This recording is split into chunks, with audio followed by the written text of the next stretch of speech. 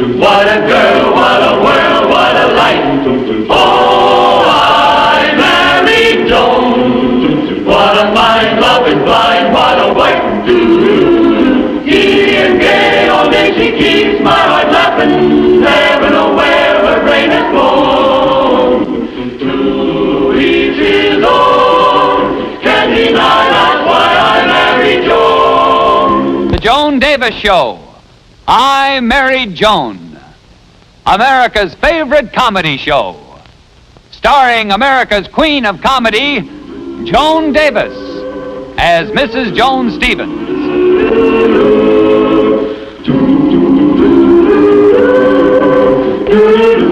And featuring Jim Backus as Judge Bradley Stevens.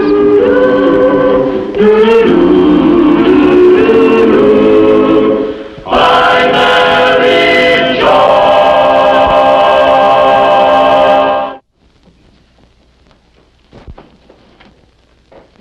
Yes, your husband's a very young man to be selected for such an important post. But the party figures that his ability as a judge was so outstanding that the voters would pick him over any other candidate. And with Brad running for public office, you'll be expected to help. We expect you to bring in a lot of votes. Well, how's all this for helping? Oh, it's fine, Joan, fine, but it's not what I had in mind. You see, Brad is running against Judge Bennington. Oh, Brad is much more popular than Judge Bennington. Well, that may be, but voters are influenced by strange things. Now, take Judge Bennington's wife. I've seen her. She's strange, all right. Nevertheless, she's an important factor in this election. All their publicity is aimed at showing what a happy home life they've got. It's up to us to fight it. You mean get them to separate somehow? No, we'll have to fight fire with fire. You and Brad will have to show the voters that you have a happier home life, that you're even closer. That way, we'll get the sentimental votes as well as the regular. Joan, what are you doing? I'm just trying to see if Brad would look more dignified with a mustache and a beard. Huh? Oh, Walter. Sorry to keep you waiting. I was shaving. Have to look nice for my new campaign manager, you know. Maybe I'd better shave again.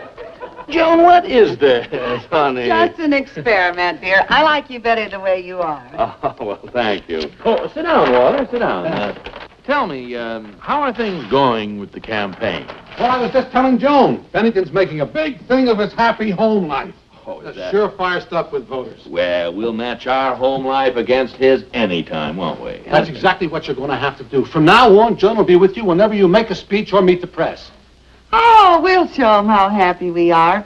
Say, I'll need a complete new wardrobe, dear. A suit or two, a pair of shoes. Joni, enough of that. Your clothes are plenty good enough. But, Brad, if you want me to make an impression, why... Brad's right, Joan. If you look too well-dressed, the women voters will be envious. Maybe one dress. Joni, let me remind you that I'm the candidate, not you, dear. Now, the idea is to cover as many districts as we can.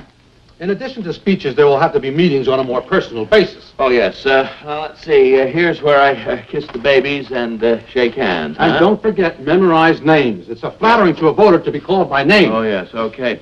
Now, I'll be prepared to answer any questions about our platform. And... All right, Joan, you can buy a dress. Thank you, Brad. Now, I think that the issues that I raise will be very effective with the voters. All right, honey, you can buy the shoes and the handbag, too. Now, I want to bring home to all the voters my record. The fact that I have... Joni, I told you to buy a dress, the handbag, the shoes. Why are you still crying? I'm not crying, Brad. I've just got a cold. Oh, all right. A cold? Oh, no. Well, it's just a little cold. It'll be gone in a couple of days. But you'll have to get rid of it right away. Well, that's silly. You just don't say to a cold, go. It won't listen, you know. That's silly. But, Joni, don't you understand? You're going to have to face the voters with me. And you look terrible with a cold. If you're going to help Brad, Joan, you have to look and feel your best. Well, I'm willing. As a matter of fact, I feel... fine. Look, dear, you'd better run down to Dr. Smith and get a shot or something. No time to lose, dear. Okay, Brad, okay. Oh. This is a catastrophe. What?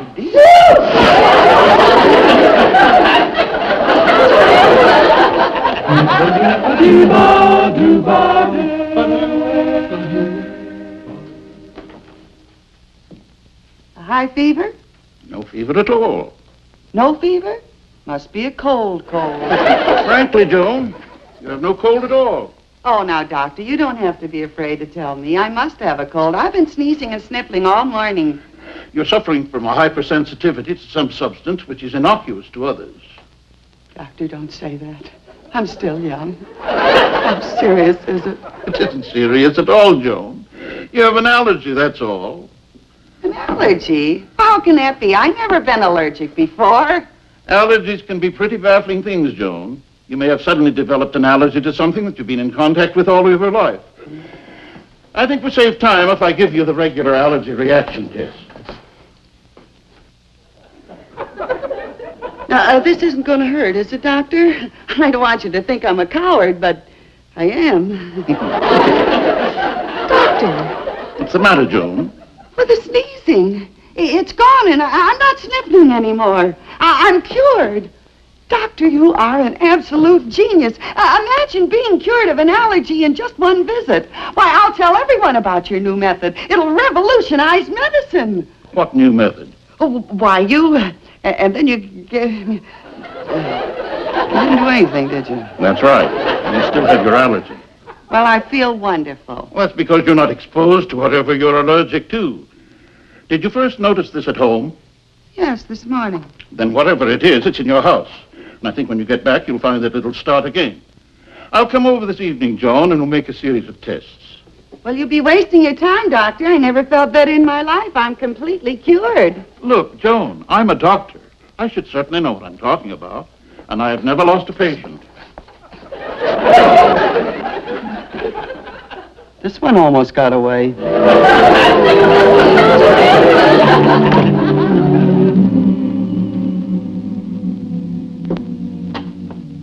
Oh, hello there. How are you?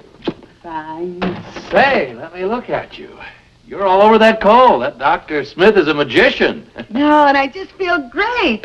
He said I didn't even have a cold. Oh, now, wait a minute. I saw you this morning. You not only had a cold, you were next door to pneumonia. I know, but he said that I was allergic to something. Isn't that ridiculous? An allergy, eh? Well, maybe you are, Joan. Oh, don't be silly, Brad. Do I look like I have an allergy to something? Don't I look the picture of health? Don't I? Joan, it's back. Oh, No. and my eyes are watering again. Oh, Joni, we've got to find what you're allergic to. You can't go through my campaign sniffling and sneezing. I know, Brad. Oh, sure. Now, look, dear, let's be very scientific about this. You go over on the sofa and sit down. All right, Brad.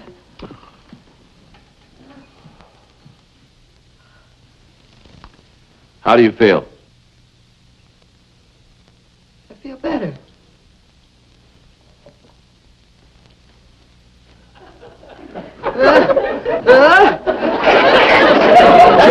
Joni, that's it. It's the flowers. Oh, Brad, it couldn't be that. I picked them and I put them in the vase. They didn't bother me then, though. Dear, it must be something else, that's all.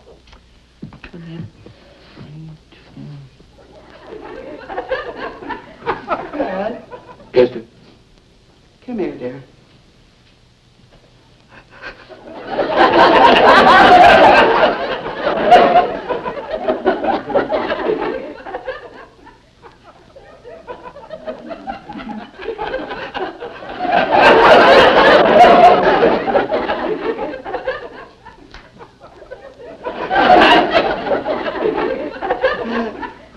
What's the matter? I know what's making me sneeze. You do? What is it? You, I'm allergic to my own husband. Oh, no, Joe!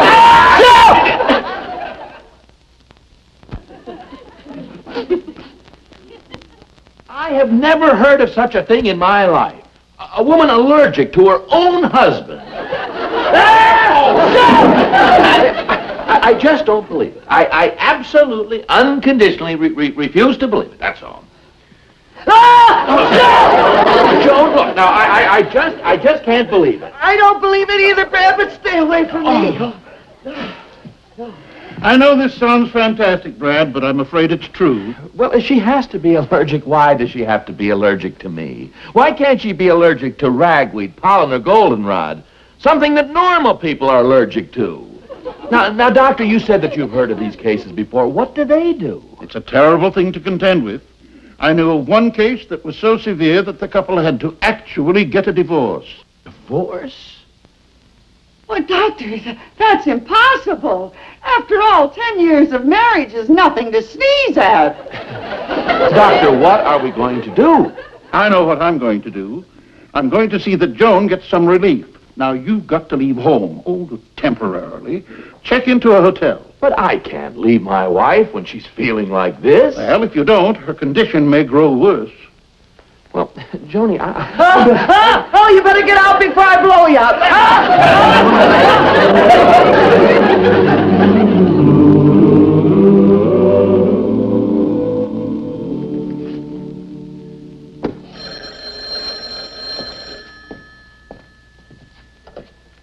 Hello? Oh, Joni, lover. How are you?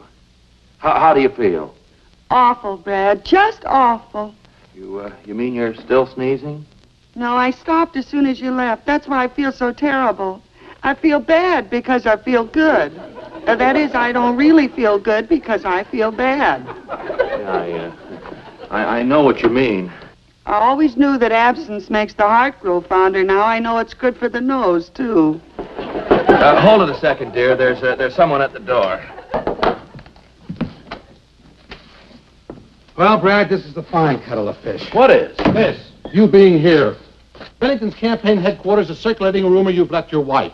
They were probably tipped off as soon as you checked in here last night and drew their own conclusions. Well, evidently you did the same thing. Well, what does this look like? Well, sure, I've left my wife, but it's only temporary, not because we split up. She's allergic to me. All right, so she's... What did you say? I said she's allergic to me. I make her sneeze.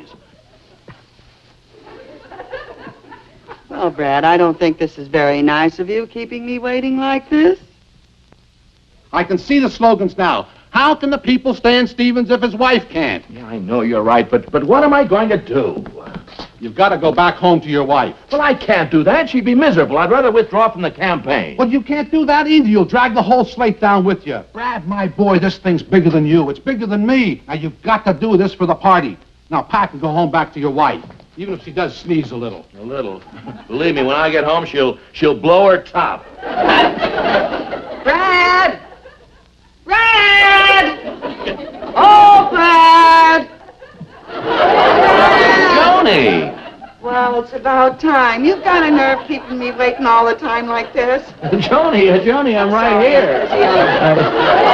Brad, you're here. Oh, yeah. A patent came in. I left you on the phone. Oh, Brad, I'm so happy you're home, dear. I missed you so much. Well, I've been miserable, too. Well, what made you come home, dear? Patton talked me into it. He said it was for the good of the party. Bennington and his crowd are started a rumor that you and I are going to split up.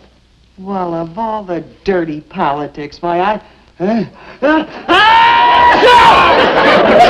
what's the use?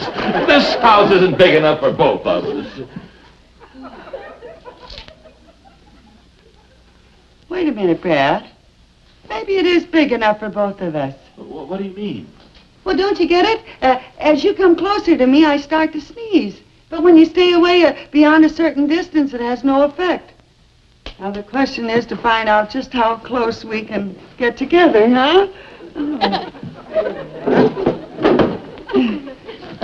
Grab that, Brad. Get it, yeah. That's it. Just spread it out there. We'll see how close you and I can. There we are. Now, fine.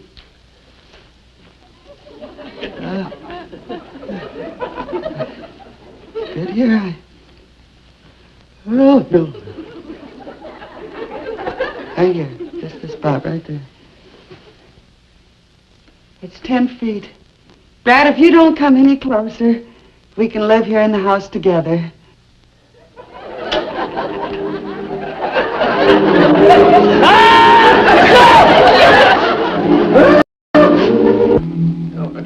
Joni, my tobacco pouch is over there. Do you mind? Not at all, dear. Take it to Brad.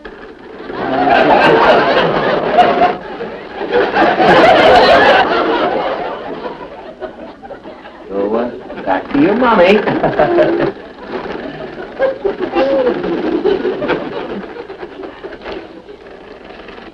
You know, Joni, I have the feeling that, well, that you're sort of getting a kick out of all this. Brad, do you want to know how I really feel? Yeah.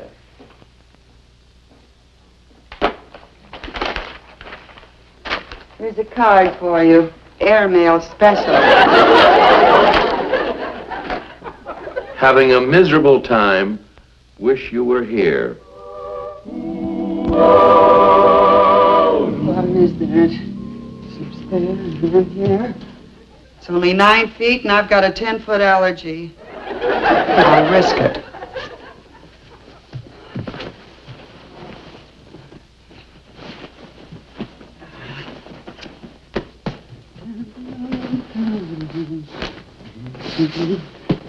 Okay, Brad, you can come in now.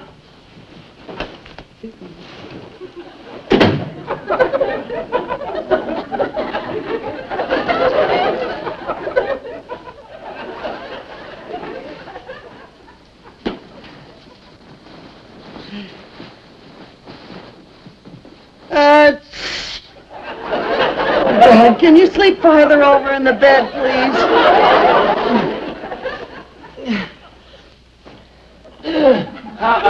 How's this?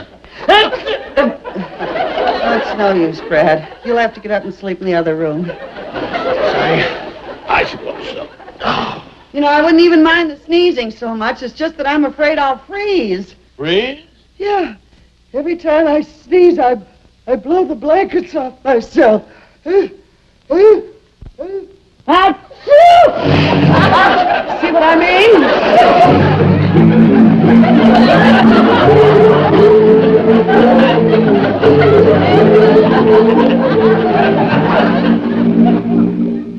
Joni, didn't Patton say what it was he wanted to see me about?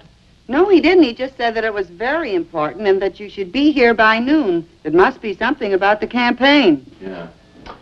Well, it's almost... I'll get it. Oh!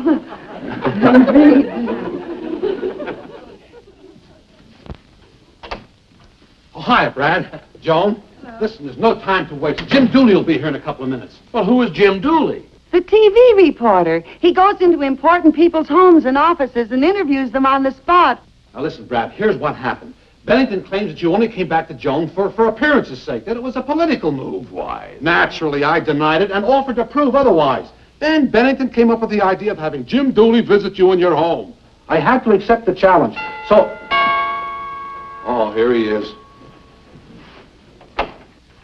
Hi, folks. I'm Jimmy Dooley. Right this way, please. June, put the cards right over here, please, facing the camera. Down here. That's right. Oh, don't scratch the paint there.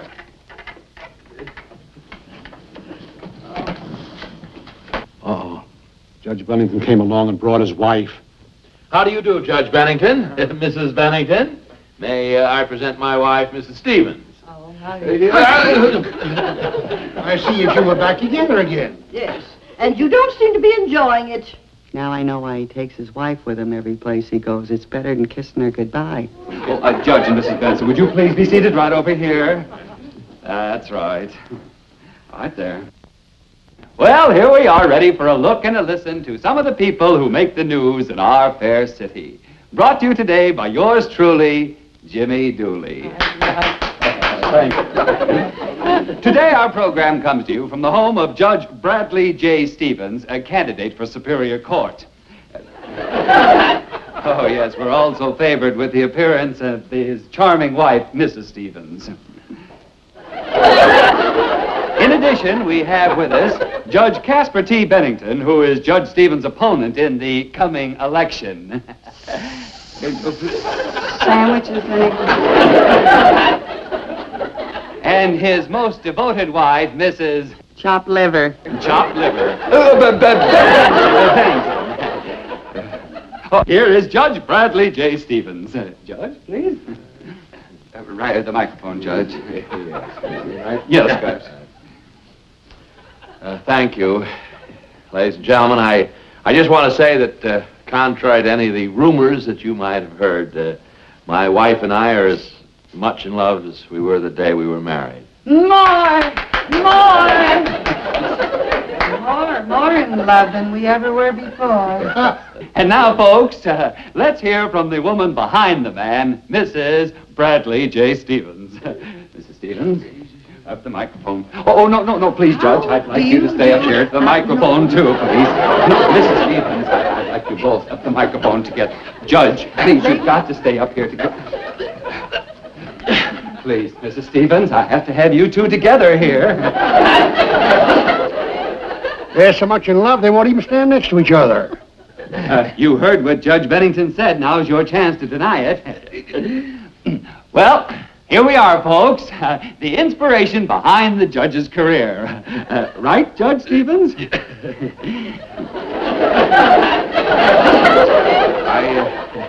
just want to say that Joan and I have been sweethearts since we were in high school.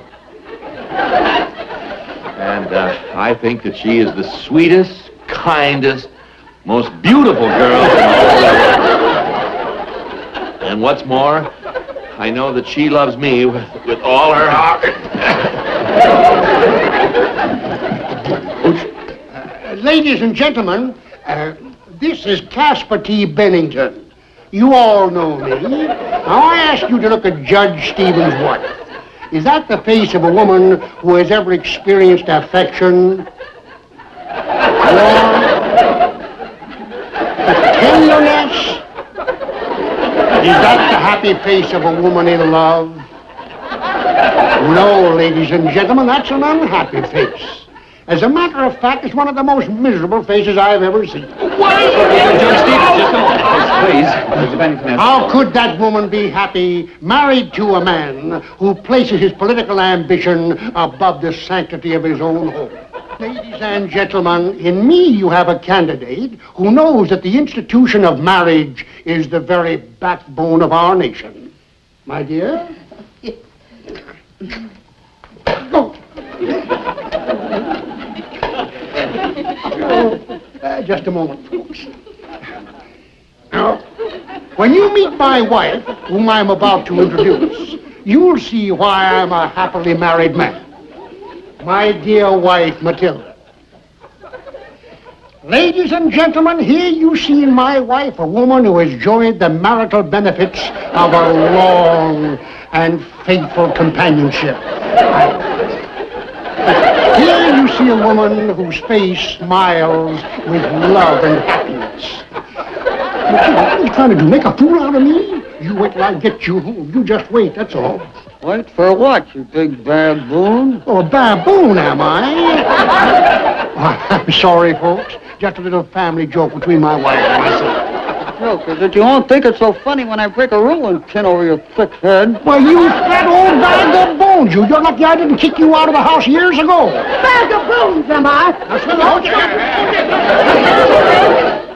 You know, that little incident on Dooley's television show will probably haunt Judge Bennington for the rest of his life. It's been 3 weeks since it happened, and the town hasn't stopped laughing yet. Well, he had to withdraw from the election after losing so much face. Well, he didn't have much face to lose. Well, he had it coming to him for spreading that rumor that you and Brad had separated. Say, how does it feel now that you can be close to your husband again? Oh, just wonderful. You know, it's amazing how quickly I stopped sneezing as soon as I found out what I was allergic to. I have the only wife in the world who's allergic to her husband's shaving cream. And I've got the most considerate husband in the world. Oh, darling.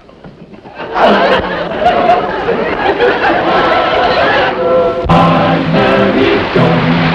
What a girl, what a world, what a life. Oh, I'm Mary Joan. What a mind, love is blind, what a wife. Giddy and gay, all day she keeps my heart laughing. Never know where her brain has gone. To each his own. Can't deny that's why I married Joan. To each his own.